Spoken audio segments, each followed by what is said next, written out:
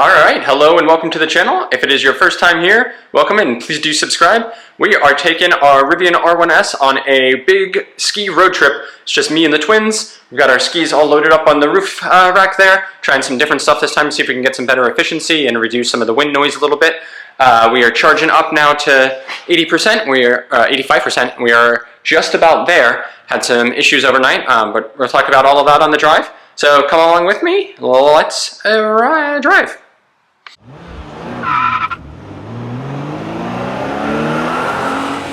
That's right.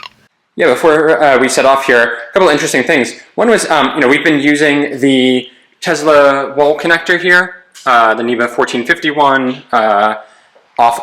we have a 40 amp circuit here. We have a 50 amp circuit here. This wall connector actually maxes out at 32 amps, and we've been using this Tesla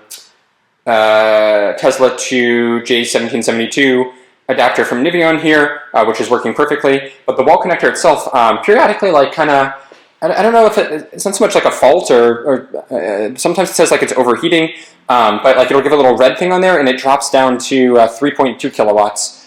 Yeah, much slower than what we normally get, which is like 7.2, 7.3 off of 32 amps from this. I am going to be looking at some 40 amp options to use with this plug, because that would be maxing it out. The way that you should do this is you never want to go beyond 80% draw off of the circuit. So at a 50 amp, 40 amps is 80% of that. So especially since this is a long sustained load over hours, you don't want to be pulling too much current from it and creating like a fire hazard. So anyway, we'll check that out at some point, because the charging in here is a little bit slow, but it's absolutely slow when you're going down to like 3 kilowatts. So this car's been charging for like almost 12 hours now, and when I checked on it this morning, it was at like, I think only 60% or so. So basically just pulled the plug out, put it back in, kind of reset it that way, and now we are doing much better, and we should be at 85% in like a couple of minutes essentially. So should be set to go there. And then the other thing here, trying something a little bit different here. So initially we had these are the Rivian made factory roof racks. There's actually 3 mounting points up here on the roof. So there's this one on the back here, then a middle one here, and a front one up there. And so I had been using these roof racks in the front and middle position before, which for the kids' skis was, so it's a little bit more spaced out there. I saw that it's like 36, 37 inches. Don't quote me exactly on it, but kind of indication.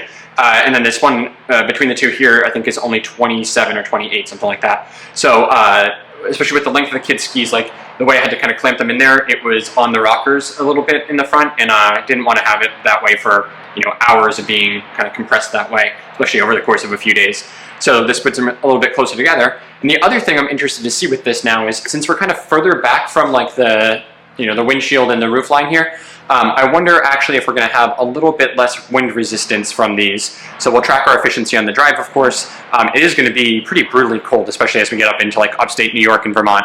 So we'll see how that affects things. And I also want to see if this helps reduce the wind noise, because I noticed in the front position especially, the roof racks here, I don't know what exactly it is, but like, so these are fully clamped and locked in, but you can see there's actually like quite a bit of play on them, and so it's not so much that they rattle, but they kind of whistle a little bit. And then like this part too, I don't know why, like this is the part that you lift up to lock it, and then this is also like the spring release part when you're taking it off when it's unlocked, but this doesn't like fully kind of go back down when it's engaged in here, and so this sticks out a little bit, and I don't know if you get some whistling off of that too. So you can see like this is basically how it ends up all the time. So trying to figure out what to do about that, but we'll keep you posted on that and see if that affects anything, because people have been asking me about the effect of the skis and the roof racks on noise and efficiency. So I'm going to share all that with you. All right, and before we get going here, just some of the stats. I think we've got it's going to be about a 4-hour drive if we didn't stop at all. It's over 300 miles, so we're certainly expecting to stop. Plan is to actually stop in Malta, New York at one of the few Tesla supercharging locations that has a Magic Dock. It's actually one that we've been to quite a few times, but it was right before they installed the Magic Dock ones last year. So we can finally check that out on a non-Tesla, which will be exciting. I also just like that location. It's a Stewart's gas station, and they've got like nice bathrooms, and see if we want to get any snacks or anything. But that is the plan. Okay, sorry, camera died. We'll have plenty of charge there to get all the way up to where we're staying in, was it Rutland, Vermont? And we're staying at a Hampton Inn that I specifically picked because they've got multiple EV chargers.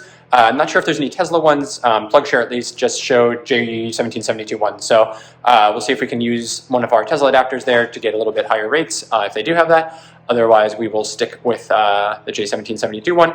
We've got our Rivian mobile wall connectors, multiple adapters and everything, so we are more than set.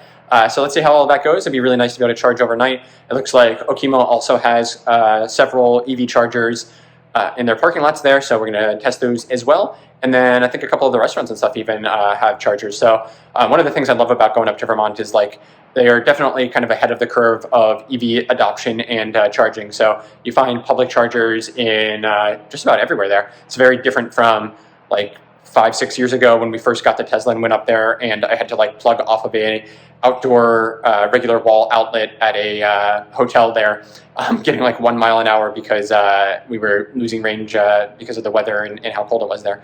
So anyway, things are gonna be much different now, and can't wait to share it all with you, so let's go. All right, so we used one of the new features that just came in the software update we got last night, scheduled departure. So I did this, which has preheated the cabin in climate temperature in here is nice and toasty, and it also, since we're plugged in, was preheating the battery, so we should see pretty good efficiency because the battery will be at optimal temperature as well. Let's see if we can see that in here.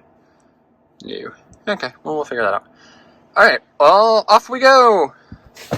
Here's everybody. Everybody wanted to be in the second row instead of the back, so we're even squishier. We're not squishy, we have plenty of room, but we got extra space all in the back with nothing in it. Alrighty. All right, so we just had to do a screen reset because it was not working, so we're coming back online here. But here is our route. Oh, it hasn't added charging yet, but it is about 250 miles each direction, so it's going to be about a 500-mile road trip when all is said and done. I guess a little bit more with all the drives back and forth to Okemo. About 4.5 hours. That's also without stops, so let's see. And yep, we're going...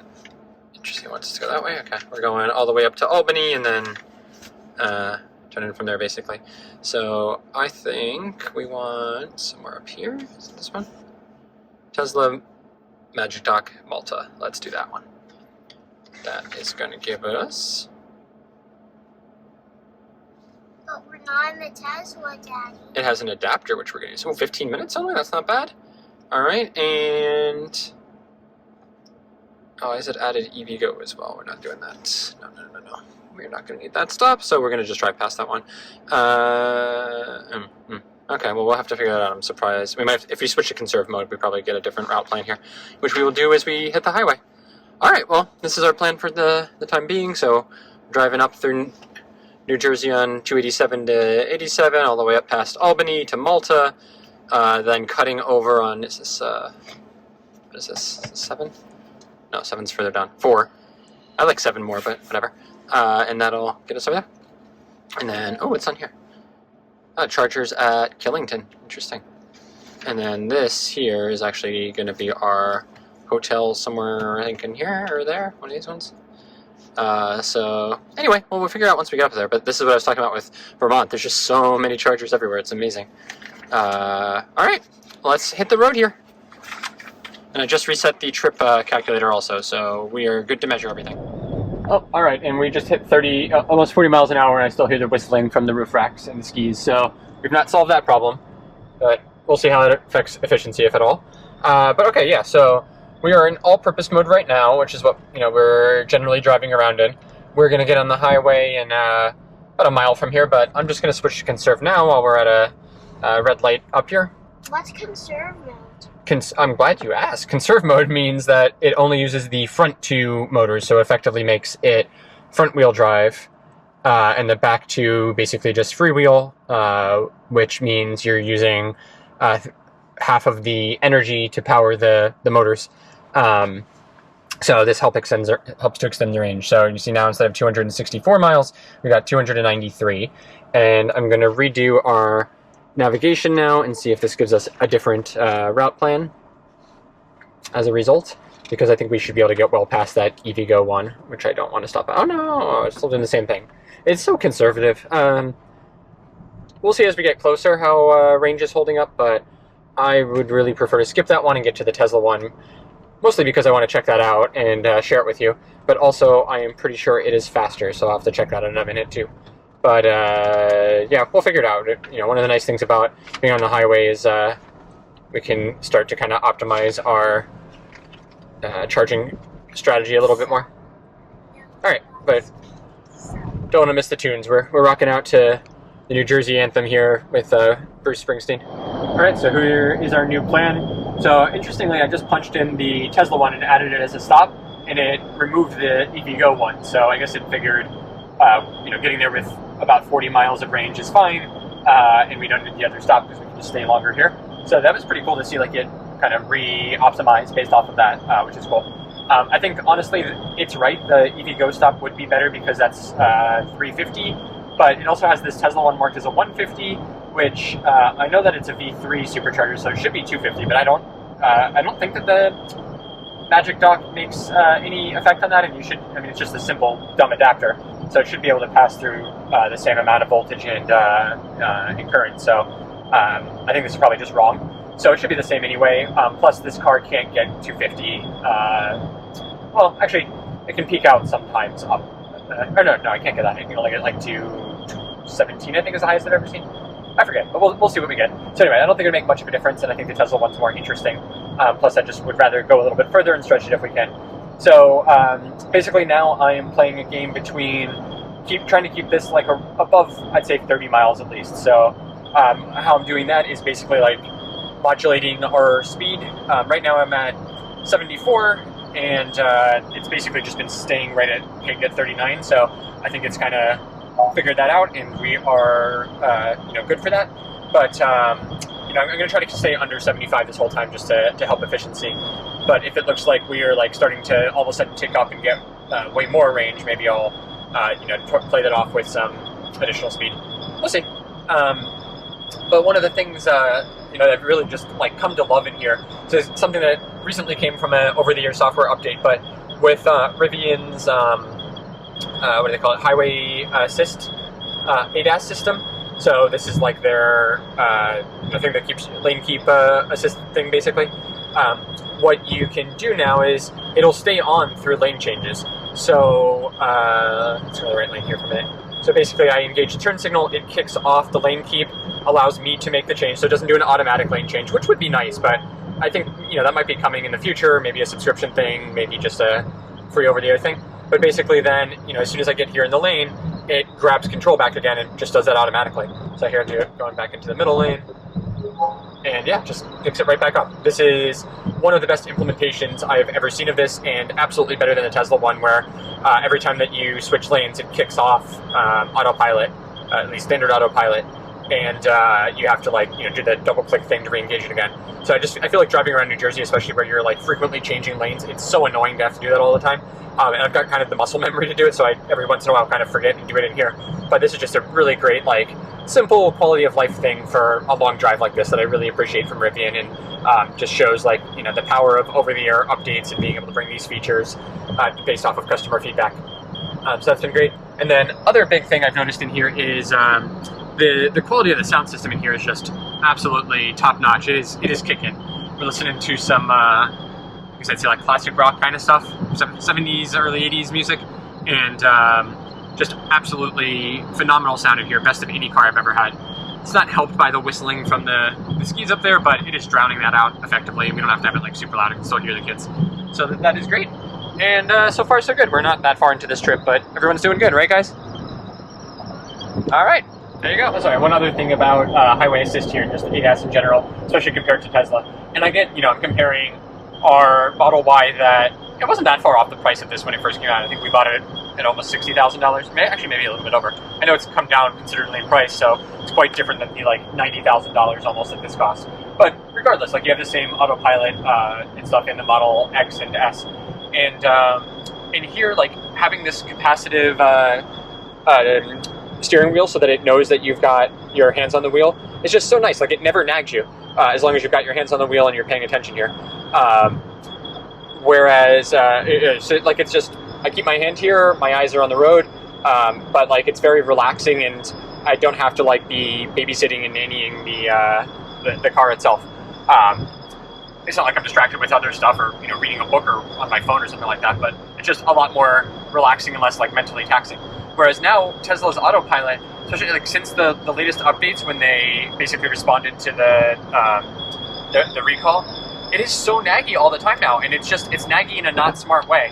It just nags you constantly, like on some preset time basically to like basically put torque into the wheel, which is so annoying because like a lot of times I am doing what I'm supposed to be doing and I have my hand on the wheel. I am looking out ahead at the road and not down at the screen, and it's getting madder and madder at me that I'm not like turning the wheel basically, like even though I'm on a straight road or something, and then it just starts beeping and flashing at you, and it's just like super constant. So I really do not like the way that they have done that. I'm not disagreeing with the fact that it needed to be improved, and there are a lot of people that are abusing the system, so I totally get all of that, but just and I also understand that like basically Tesla sort of had to do it that way because of this ridiculous insistence on not having any additional like sensors beyond what's absolutely needed in the car. But I really don't like that implementation, and this is so much better to me. Really wish Tesla would take a page from Rivian's book here and implement sort of that way. But anyway, for now, while we're driving in the Rivian, this is great and just makes long trips like this totally a breeze.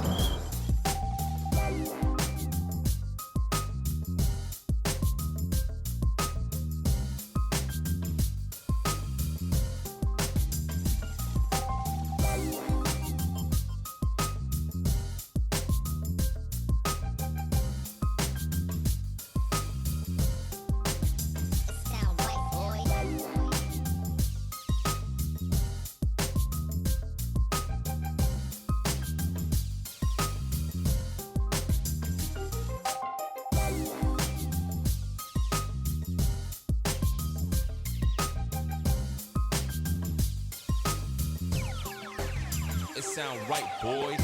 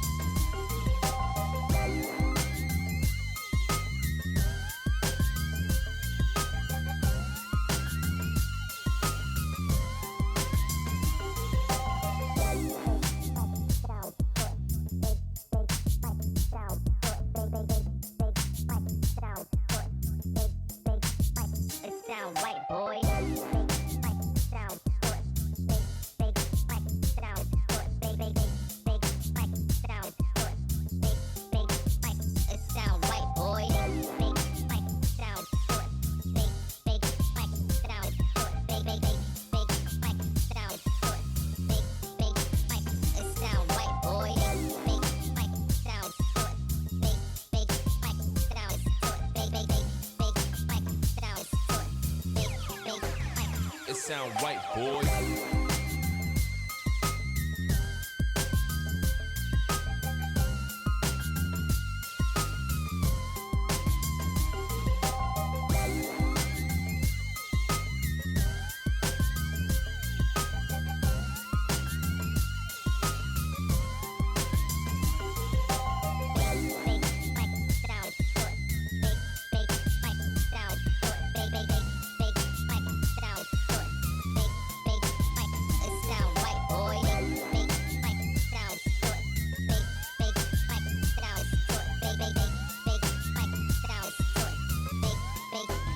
It sound right, boy. Alright, so I think that this is an interesting thing that it does. And the last time I did not pay, or I paid attention to this, but I didn't realize what it wants you to do is take control. When it says take control, it means take off highway assist, otherwise it locks you out for the rest of the drive, which would not be fun for us.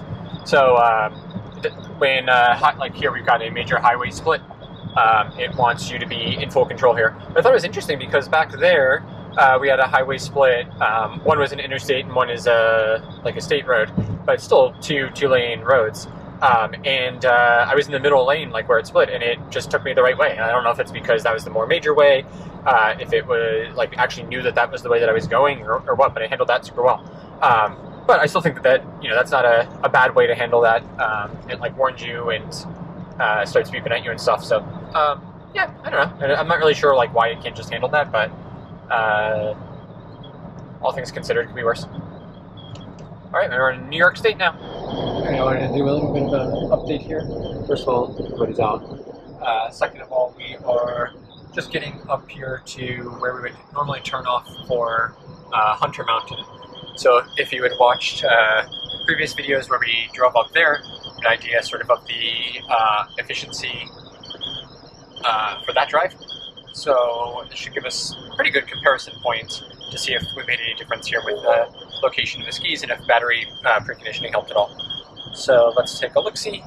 Alright, so here's our trip so far. We are at 96-ish miles. We've been a little bit slow because there's been some traffic and we've just been like fighting trucks the whole time, but we're at just about 60 miles an hour on average. We've been driving for an hour and 37 minutes. And, whoa, 2.23 miles per kilowatt hour. That's really good. That's like the best we've had with this car so far. So I think we are seeing a difference here. So even without whistling, seems like this is working better. So we're going to use this location now for sure. Also just helps with like the distance between the racks themselves. But yeah, here we go. You can see our battery is at like perfect optimal temperature. I think 76 or 77 is exactly what it tries to keep it at. It will either like heat or cool it down. So, I mean, you can see it's 48 degrees. It's been 50 for most of our drive, so it's not like it's a freezing cold day like I thought it was going to be. It might be colder when we get up to Vermont. But I think probably having the battery preconditioned and staying at this temperature is helping us quite a bit as well, as is conserve mode. But yeah, 2.23, really good. I mean, even over the course of the car, like we're actually bringing the average up, 2.06 on average. So, wow. All right, I'm impressed. We'll see how it looks when we get further up in New York and over into Vermont, but so far so good. All right, so just decided our charging strategy based more off of price than anything else, honestly. I'm kind of surprised and shocked by how expensive charging prices are up here in upstate New York. But basically, so we had a couple of options here. Considered stopping back here at the little welcome center, which I like. It's a shelf recharge 50 kilowatt one. So I didn't do that because the kids, one of the kids was still asleep. I like this one just because it's a nice little welcome center. They have like big chairlift swing thing, and tradition for us to stop there. We stop there almost all the time, but I didn't want to wake somebody up for that. So then I was looking here at this EVgo one, and it's got availability of 350 kilowatts chargers. There's actually, it says 6, but there's really 3 and they're shared. And so this one was looking good, and this is sort of what the car wanted me to do initially. But I looked at it, it's 69 cents a kilowatt hour. That's cray-cray. So we are not paying that because in order to like almost, I want to fill as much as possible and not have to stop again. That could be like, I'd say like almost $70, somewhere between $50 and $70, depending on like how far up we charge. Yeah, I don't want to be dealing with that. That's insane. So then I was looking this Tesla one that I think we are just going to stop at because it's the most convenient. This is 50 cents a kilowatt hour, which I thought was pretty bad. I'm used to seeing like 46 cents at most at Tesla, sometimes like 30 in the 30s. But whatever. There's also like a member rate of 46 cents, but you have to pay $13 a month subscription, which is not really worth it for us to stop there one time.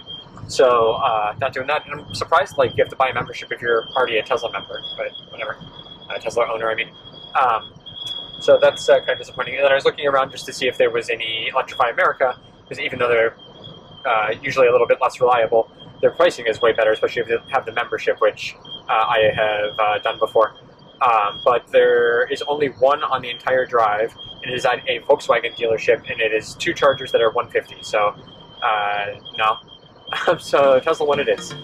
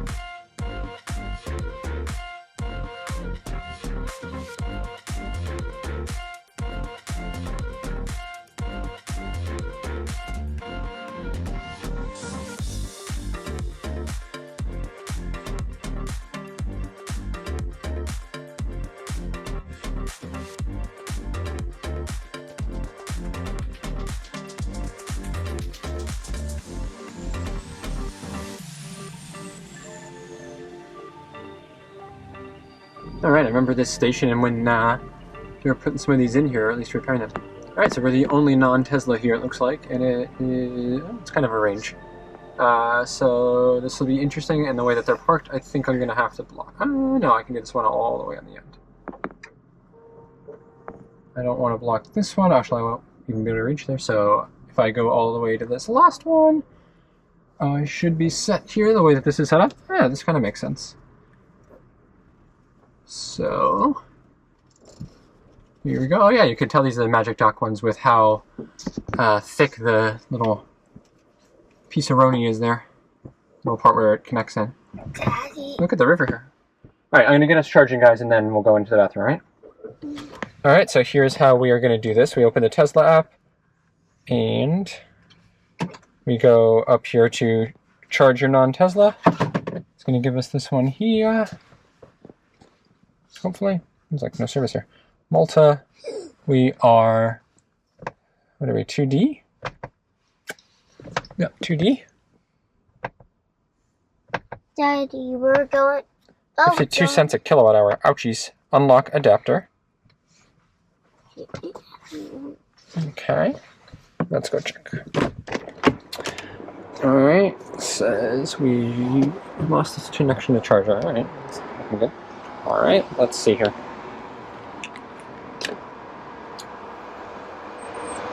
We should just have to kind of go. Oh, no. Try again. 2D, unlock adapter. Let's see if we hear it click.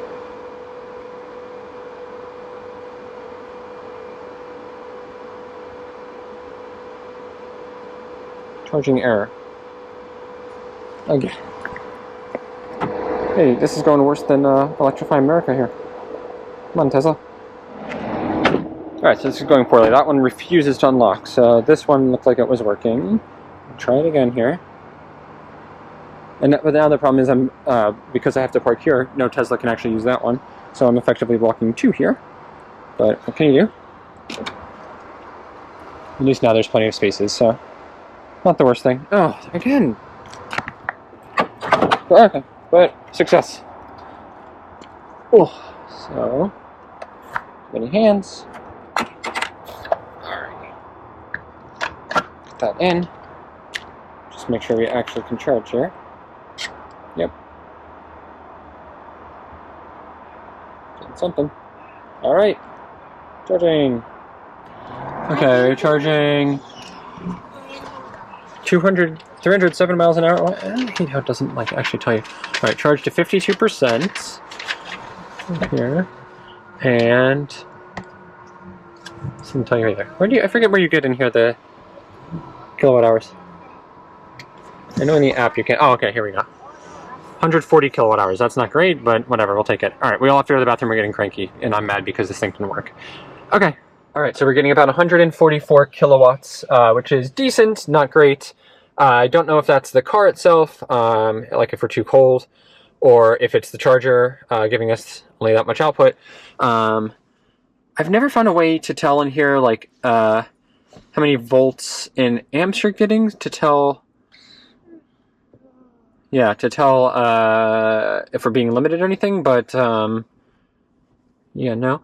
Can't find anything there. And it's not saying like limited by charger. So I suppose it is probably the car. Let's see. Alright, we can't see the battery temperature from this screen when you're charging, which is silly. There's a way to go into service mode, but I don't really know that, so I might try to figure out in a second and we'll see if that will tell us anything. But anyway, I mean, this is working okay. I really am not a fan of the fact that like we couldn't get that one working and we're effectively blocking 3 now. But we'll be out of here in a little bit anyway, and it's not like it's full. So it's fine. Now here's the biggest problem. We don't have any entertainment in here, unlike the Tesla. There's no Netflix or Disney, which is what we usually do when we're sitting and charging. So instead we're stuck here having to just talk to each other. Is that true, Daddy? Yeah. No. There's no Netflix in the Rivian, but not yet. Hopefully they can put it soon. Yeah, got to get this on the roadmap, guys. We got some disappointed riders here. But I guess we'll just have a conversation. Alright, I could not figure out how to get into service mode. It seems like they changed the way. I'm going to have to do some research later, but whatever. So we're getting 150 kilowatts. I wonder if they just kind of limit through the Magic Dock that way. So it would have been faster at like an EA, but yeah, it's okay. Lesson learned. So I hope that was worth it for all of you to get to see how that works. So now what we need to do is, so we're set now. We've got 54%, which should give us plenty to get to where we're going into the hotel. So let's, can we not stop from here? All right, let's stop it from outside. So I believe what we need to do is just hit the button. It's going to stop us. Okay, we're done. We go to, yeah, okay, awesome. That is going to go back in here. Firmly. Close ourselves back up. That should be it, and we should be all set. We've paid. Don't have to do anything else other than the app. So that was pretty convenient. Not bad. It's getting dark here. Should have brought ice skates to skate on the pond. Alright, next stop, Vermont. And somehow I missed it. There's another Rivian R1S over there. Sweet! More Rivians here than Teslas. I think ours looks nice, though. So cool. I missed them. Would have said hi. Oh, they are in there. Alright, nice guy. Said hi and talked about our cars a little bit. So, alright, we are going to head off now to the Inn at Long Trail for dinner. And it's going to be a little bit dark and cold now, so let's see how our efficiency does. Oh, but let's take a look at that actually while we're here. So here's our trip now. 178 miles, 63 miles an hour on average, a bit over 2.5 hours. 226, so we actually did even better. Alright, efficiency's been quite good here. Really liking that. Alright, off we go. I think he may have picked his up at the factory also. He's got temporary tags from Illinois. Very cool. Alright, anyway, I don't think he wants me stalking him anymore. Off we go. Alright, so this is interesting. We have a preparing battery for fast charging, even though we're not planning on stopping for charging. And I suspect that it is because of this. Our battery temperature is at 104 degrees, and I bet we were being limited because of that as well. So, yeah, that's interesting. I also realized that was basically like a taste of what Tesla Superchargers are going to look like in the future when we're all getting adapters. There'll be more non-Teslas there than Teslas.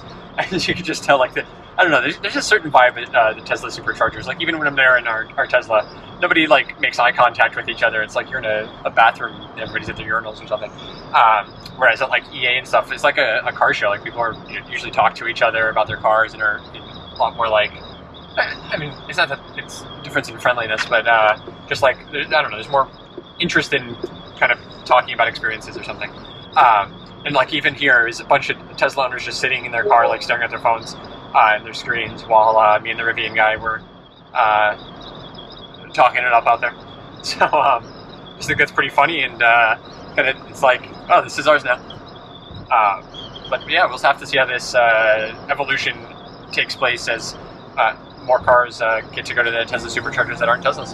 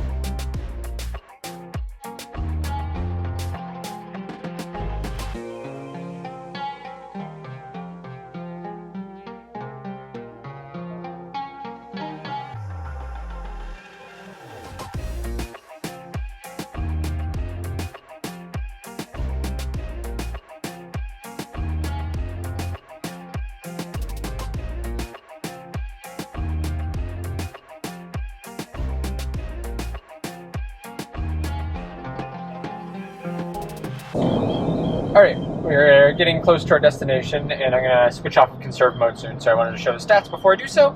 So, now, this is our full trip so far. 258 miles, and we are down to 2.12 miles per kilowatt hour, so we definitely lost some efficiency, but you can see it's 30, it was down in the 20s before, it's a lot colder than it was before, and we have gained about 900 feet of elevation coming up from the supercharger. So that explains a little bit, but that's still really not too bad efficiency-wise. So quite happy with that, and our battery temperature is good now. Doesn't really matter, because it would have cooled off while we sat and ate dinner anyway, but it's fine. But yeah, there we go, and now we're going to switch to all-purpose mode just because I don't like driving in conserve mode too long. It's not great for the front motors and tires, kind of wears them out unevenly. So we'll switch back, and it's not going to make much of a difference here at least. But nah, we're going up, heading up the mountain. We're actually going to be going pretty much right to where Killington is to have some dinner there at the Inn at Long Trail. That puzzle. That was a lot of fun. We had a great time at the Inn at Long Trail. Even better than last year when we were kind of forced here because of a road closure. That was great band there, and I really enjoyed the Vermont halves, which are Guinness and Long Trail lager, or ale, which is very nice. So anyway, we are here at the Shelburne Pass, which is, I think the Rivian underestimates a little bit. This is definitely over 2,000 feet. It says it's 2,100 feet. My watch says the same thing, so did a lot of climbing on the way here, and basically now we are going to drive 11 miles but not lose any range at all because it's all downhill, so lots of regen. But whew, we are chilly, and it was supposed to be snowing, so I guess we're lucky that it's not, but no snow mode for us. Alright, I just had my day made. This guy up here in the Ford was waving at us at the traffic lights just to tell me how cool the car is. I mean, it's not like we got to have a long conversation with our windows down at the light, but just told him how awesome it is and how much we love it. He was asking if it's all electric. I said yeah, and he said it looks sharp. So there you go. Well, I don't even need to do a review anymore. Rivian, it's sharp. But yeah, you definitely get attention in here, which is, I mean, for people like me that crave it and need external validation, it is quite nice. But yeah, anyway, we are getting to the hotel now. Let's see, I think we've come down in elevation a ton, even though it was only about 10 minutes driving. So, oh my god, yeah, we came down 1,500 feet, wow. So that would explain why we hardly used any electricity at all. But there you go, yep, alright. So next stop, our Hampton Inn, and hopefully there's still some chargers available. Alright, well, we are here at the Jackson Gore base at Okemo, and they have a whole ton of these EV charging stations here. And on each post, they've got 2 Tesla ones and a Clipper Creek J1772 one. But just because of the way cars kind of ended up lined up here, we've got 3 cars here. So this Kona was already here.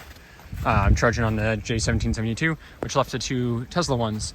And this Toyota Prime here pulled in at the same time, so I kind of felt bad for taking what might have been the last spot.